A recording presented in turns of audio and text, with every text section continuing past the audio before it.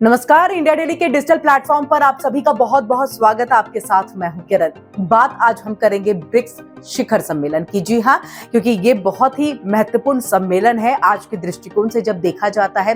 प्रधानमंत्री कुछ देर पहले ही जो है वो कजान पहुंच चुके हैं और जिस धरती पर ये सम्मेलन का आयोजन हो रहा है यानी कि रूस की हम बात कर रहे हैं, वो धरती अभी के वक्त में बहुत महत्वपूर्ण हो जा रही है, क्योंकि जैसे रूस यूक्रेन का युद्ध चल रहा है या फिर बात हम इजराइल ईरान या हिजबुल्लाह हमास की कर ले, तो वो जो युद्ध चल रहा है, तो इसको देखते हुए ये शिखर सम्मेलन बहुत महत्वपूर्ण होता है। सबसे पहले बात तो यहाँ हम करेंगे जो रशिया है यानी कि व्लादिमीर पुतिन है, वो यहाँ से अपने कुछ संदेश जो है वो दे सकते हैं, क्योंकि कई देश उनसे नाराज हैं जिस तरह से यूक्रेन के ऊपर में लगातार हमला उनकी तरफ से हो रहा है। वो कह भी रहे हैं कि अगर यूक्रेन हमारी बात नहीं मानता है तो हम पूरी तरह से यूक्रेन को बर्बाद कर देंगे। और कुछ वैसी तस्वीर जो है मैं कई महीने से जो है नजर भी आ रही है कि वहां से वो संदेश दे सकते हैं कि आखिरकार ये युद्ध क्यों कंटिन्यू इतना चल रहा है, आगे आने वाले दिनों में क्या कुछ होगा। और जो भारत की तरफ से पहल कई बार पहले भी की जा चुकी है कि शांति व्यवस्था कायम रखी जाए, युद्ध आज के वक्त में किसी तरह का कोई विकल्प नहीं है, आपको बैठ करके बातचीत करनी चाहिए। तो क्या इस शिखर सम्मेलन के दौरान इस पर भी बातचीत होगी? संभवतः होगी, क्योंकि कई देश जो है टकटकी लगा करके भारत की तरफ देख भी रहे हैं। चाहे हम रशिया की भी बात करें तो रशिया खुद चाहता है कि भारत जो है इसकी पहल कर ले। यूक्रेन की तरफ से भी अपील की गई है कि अगर भारत कहेगा तो शायद रूस जो है रुक जाएगा हमला करने से। और इसी के साथ अमेरिका ने भी ये कहा है कि प्रधानमंत्री मोदी को इसको लेकर के पहल करनी चाहिए। तो संभवतः देखना ये होगा कि इसको लेकर के बातचीत होती है तो क्या इस पर बात बन पाती है, क्या ये युद्ध रुक जाएगा। हर किसी की निगाहें इसी पर टिकी हुई हैं। तो वहां से जिस जमीन की पहले बात कर रहे थे कि कजान की जमीन पर यह सम्मेलन हो रहा है, वहां से रूस अपनी कई बातों को जो है वो देश तक, बाकी देशों तक जो है वो पहुंचा सकता है।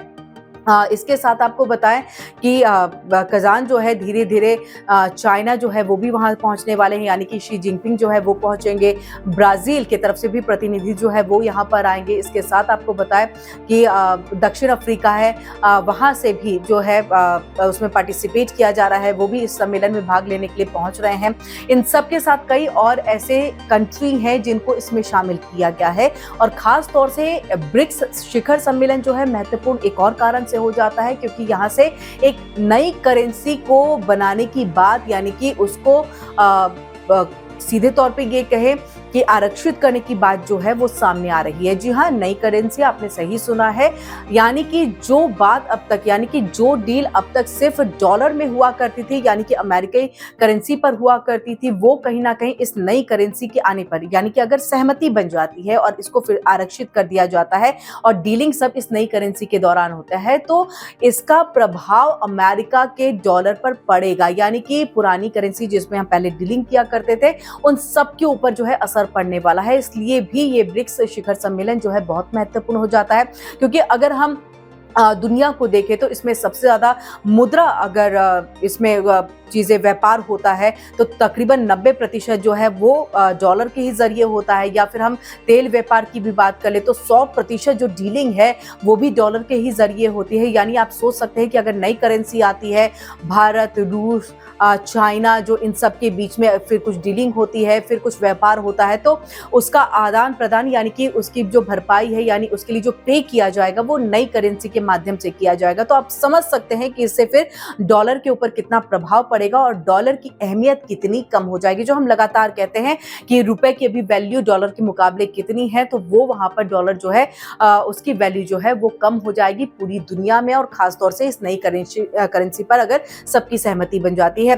भारत और रूस के बीच में तो लगभग सहमति है इस चीज को लेकर के, लेकिन चाइना कितना सपोर्ट करेगा ये देखने वाली बात होगी। लेकिन संभवतः ऐसा लग रहा है कि चाइना भी इसको लेकर के हामी भर सकता है, उसकी भी सहमति यहाँ पर बन सकती है। और भी कई ऐसे देश हैं जो इसमें शामिल किए गए हैं, उनकी भी सहमति हो सकती है, क्योंकि हर देश को जो है शिखर सम्मेलन में पार्टिसिपेट करने के लिए बुलाया गया है, आमंत्रित किया गया है। तो संभवतः जिस तरह से उन्हें सम्मान दिया जा रहा है वो भी इन सबके साथ जाएंगे और ये समर्थन जो है नई करेंसी को मिलेगी। लेकिन फिलहाल जो कहें कि जल्दबाजी है इसको लेकर के कहना कि नई करेंसी जो है वो लागू कब तक होगी, लेकिन नजर इस पर जरूर बनी रहेगी। इन सब के साथ जैसे पूरी दुनिया की नजर जो है ब्रिक्स शिखर सम्मेलन पर रहेगी, लगेगी, क्योंकि हमने पहले ही आपको बताया है कि जिस तरह से अभी लड़ाई यानी कि वॉर जोन है पूरी दुनिया, और पूरी दुनिया में वॉर देखने को मिल रहा है, हर जगह जो बम धमाके हैं वो सब कुछ हो रहे हैं।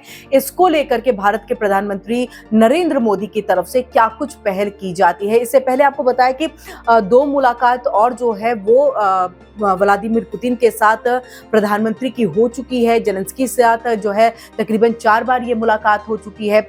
इससे पहले भी प्रधानमंत्री ने जो है शांति समझौते की बात की थी, उन्होंने युद्ध को किसी तरह का कोई विकल्प नहीं माना था।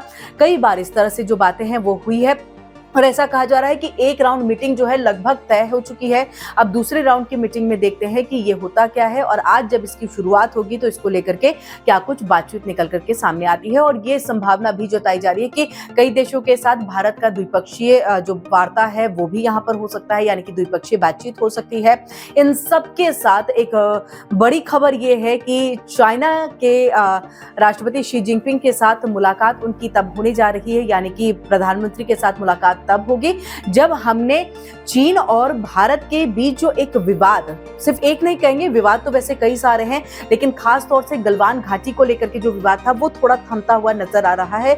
वहां पर चाइना भारत की बात को मानता हुआ नजर आ रहा है, चाहे वो बॉर्डर एरिया को लेकर के हो जो हमेशा से कब्जा कर लेता है चीन की तरफ से, चीन के सैनिकों की तरफ से, वहां पीछे हटने को तैयार है। तो इन सब के साथ जो है पेट्रोलिंग को लेकर के भी हिंदुस्तान की बात मानने को चाइना तैयार हो गया है। और अब जब इसके बाद आगे मुलाकात शी जिनपिंग से प्रधानमंत्री नरेंद्र मोदी की होगी तो देखना ये होगा कि क्या और भी जो विवाद है, क्या वो विवाद सब कुछ थम जाएंगे, थमे नहीं तो क्या कम जरूर हो जाएंगे, क्योंकि एक बड़ी कामयाबी के तौर पर ब्रिक्स सम्मेलन से पहले हम इसको देख रहे हैं, और आने वाले दिनों में हमें उम्मीद भी यही है कि कुछ और बेहतर जो है खबर निकल करके सामने आए, जो हमें विदेश मंत्रालय से मिले, MEA की तरफ से हमें मिले। और इसी तरह की और भी जानकारी के लिए जो है आप हमारे साथ जुड़े रहिए, इंडिया डेली के डिजिटल प्लेटफॉर्म के साथ आप जुड़िए, और हमें सब्सक्राइब करना आप बिल्कुल भी ना भूलें।